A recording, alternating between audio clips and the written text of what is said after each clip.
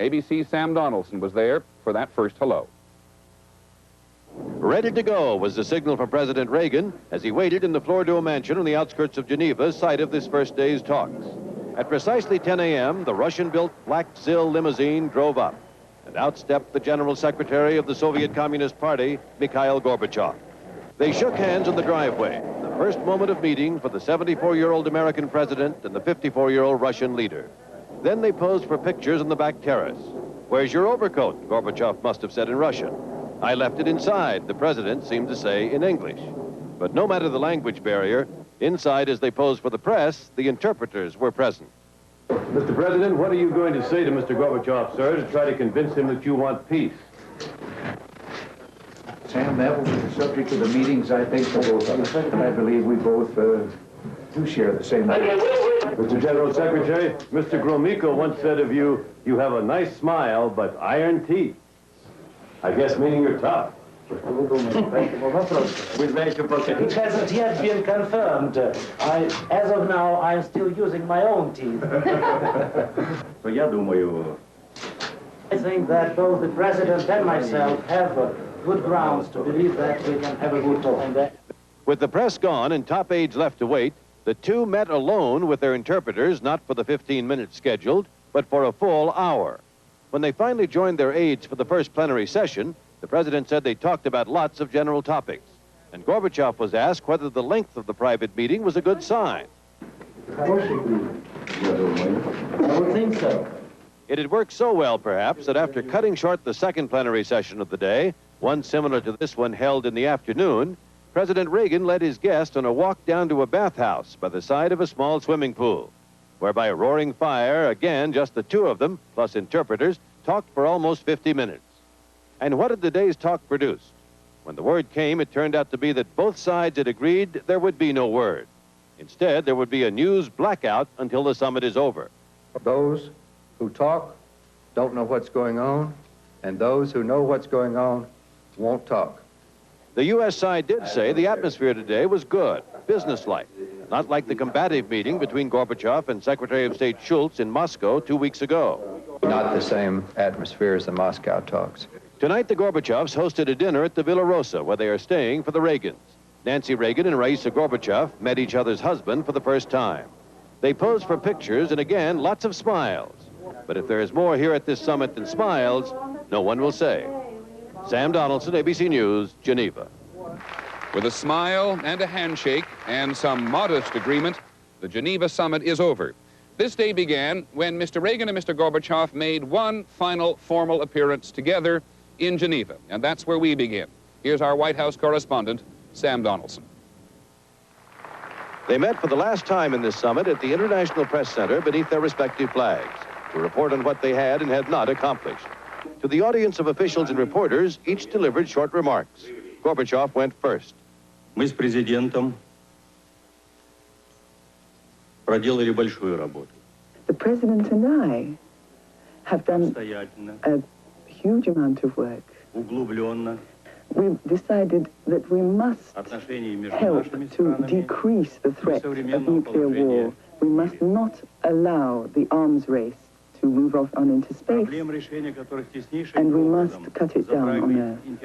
The solving of the most important problems concerning the arms race and increasing hopes of peace. We didn't succeed in reaching at this meeting. Then it was the President's turn.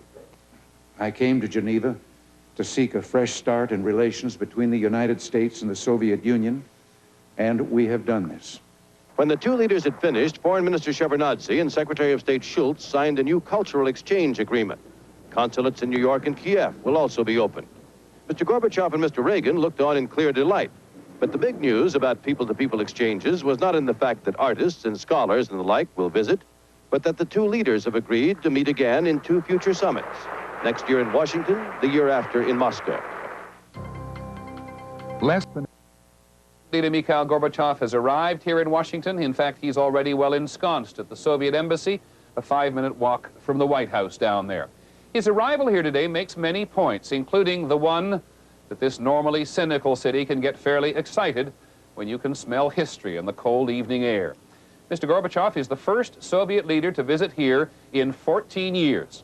And no sooner had he arrived than he was hinting he had something of substance to say about reducing international tension. When Mr. Gorbachev's Ilyushin 62 landed at Andrews Air Force Base, he became the first Soviet leader to visit the United States since Leonid Brezhnev 14 years ago. In a brief arrival statement, the Soviet leader said that besides signing a treaty eliminating intermediate and shorter-range nuclear missiles, he will push President Reagan to make deep cuts in both countries' longer-range nuclear arsenals. We have what to say to the American leaders, to the President of the United States, and we are hoping that we will hear some new words on their side. I would like to wish peace and well-being to all Americans. And in a brief aside to Secretary of State Shultz, Mr. Gorbachev was overheard to invoke the help of Providence in this summit. There was a sense of power and history at the White House this morning, unmatched in recent times, as the old anti-communist warrior Ronald Reagan welcomed the younger, aggressive leader of the Soviet Union. General Secretary Gorbachev may not technically rate the 21-gun salute given a head of state, but he got one nonetheless. A recognition of the power that he and the president share in the nuclear age, and of the history of a tense superpower relationship which this visit could help make easier. Today marks a visit that is perhaps more momentous than many which have preceded it, because it represents a coming together not of allies, but of adversaries. And yet I think you will find during your stay that the American people believe that a stranger is a friend they have yet to meet, and that there's still a wellspring of goodwill here. We realize that we are divided not only by the oceans, but also by profound historical, ideological, socio-economic, and cultural differences.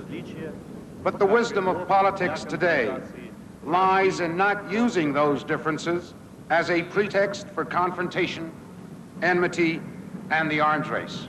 The South Lawn welcoming ceremony was impressive, but the centerpiece of the day, indeed the event that made this summit possible, was the signing of the new Intermediate-Range Nuclear Forces Treaty in the White House East Room.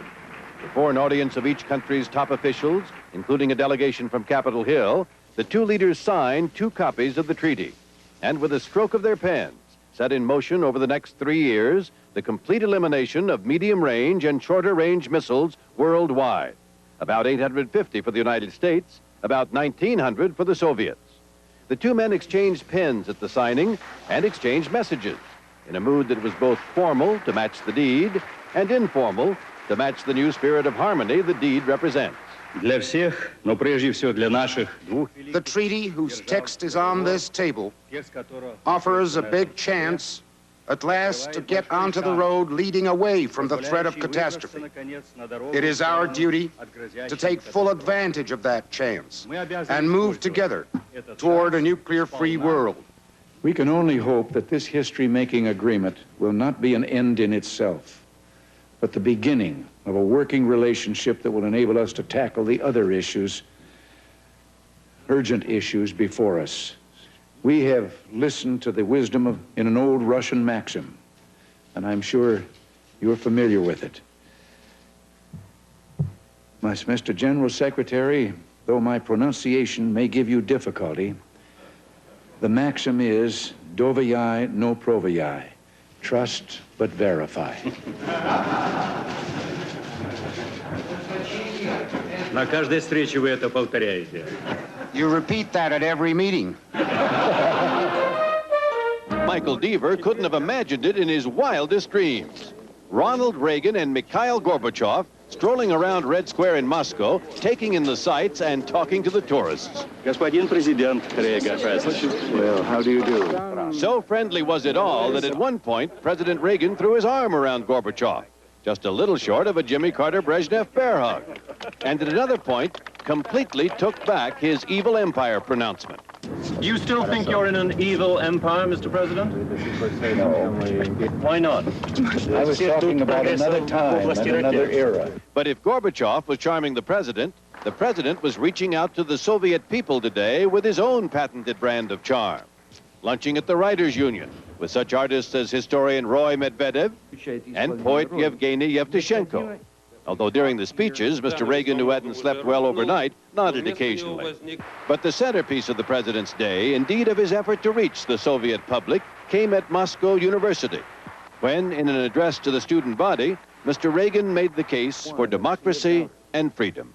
Freedom is the recognition that no single person, no single authority or government has a monopoly on the truth. Today, the world looks expectantly to signs of change. For the first time in 16 years, the U.S.